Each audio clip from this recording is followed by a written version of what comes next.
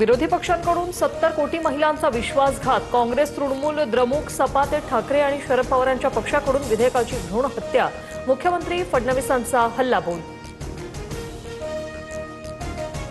2023 मध्ये समर्थन देणाऱ्यांनी सरड्यासारखे रंग बदलले. काँग्रेस, ठाकरे सेना आणि पवारांच्या राष्ट्रवादीचा महिला विरोधी चेहरा उघडा पाडू फडणवीसांची टीका.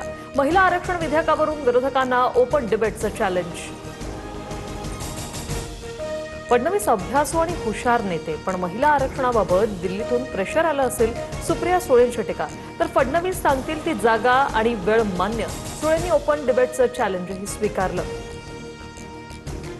उपमुख्यमंत्री शिंदेंची आज साताऱ्यात सभा, बॅनरवरून मात्र आमदार महेश शिंदेंचा फोटोच गायब. शिंदेंच्या सभेचं महेश शिंदेंना निमंत्रण नाही, पक्षात अंतर्गत वाद.